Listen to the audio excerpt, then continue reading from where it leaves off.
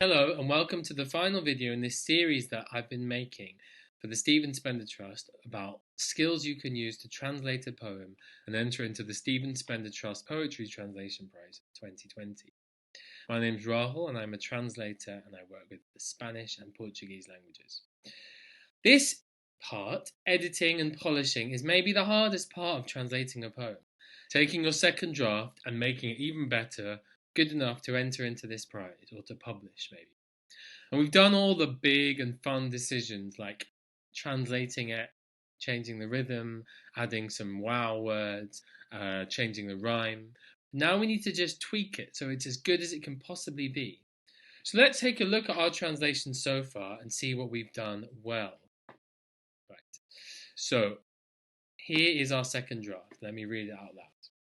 Flying steeds, lovely flying steeds, oh little horses made of wood.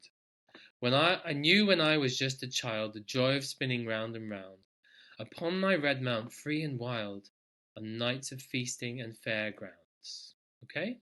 Sounds great. It sounds like a proper poem.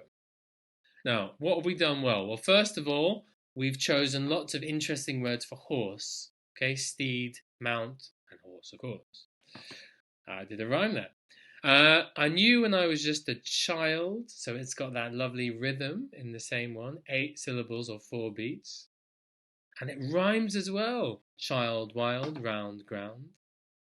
And we've got some lovely alliteration, free, feasting, fairgrounds. And it also matches the word fiesta, which is in the original Spanish poem. Now let's compare it to the original Spanish poem, okay? And I realized, reading it again, that there are a few things I could still change. One of them is the first line. I just don't think it sounds great. Flying steeds, lovely flying steeds. And I'm not sure if I like the word lovely anymore. It doesn't really slip off the tongue. And I'm missing those P sounds. So what I did was I used my thesaurus again. And I decided I'd change lovely for pretty. I think it sounds better, and I also think it matches the p sound in the original.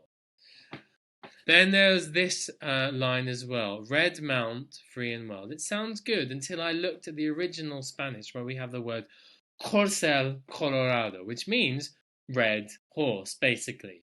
But we've got more alliteration here, k.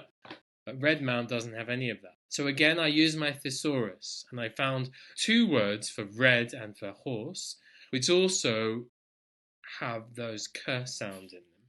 And the words are crimson and colt. Crimson. But the problem with that is I've added an extra syllable. So I had to take away the word free and change it to so. So I've got the same syllables, I've got the alliteration, and I've got the p sound. So let's read it again. Okay, it's not very different, but it's a little bit different. Okay? Flying steeds, pretty flying steeds, oh little horses made of wood. I knew when I was just a child the joy of spinning round and round, upon my crimson colt so wild, on nights of feasting and fairgrounds. So it's very similar, but it's a little bit better, and it's a little bit closer to the Spanish as well. And so I think it's a little bit of a better translation. And once you start tweaking, you may find more and more things you could improve. But remember, don't change all of your good decisions with your bad decisions or your decisions that could have been improved. Trust your instincts and ask someone else to read your translation. They will pick up on things you've missed. Okay? So when editing, you need to do the following things. Firstly, compare it back against the original poem. That's really important. Now, is there anything in the original you've missed that you would like to include? I found 2 things in that one verse. How does it sound as an English poem on the page and out loud? Okay? And get an editor. Ask family, friends, or teachers to read it and give you their feedback. I guarantee they will find something that you have missed. Okay? So thank you for watching these videos, and we're really, really, really looking forward to reading your entries to the prize. Now, just to remind you a bit about the prize. The deadline is July the 17th. Okay, and to find out all the information you need for the different categories, the prizes, What you need to do to enter the prize, just go to Stephen Spender Trust website and click on Stephen Spender Prize, and you'll find all the information you need there. Thanks for watching. Bye.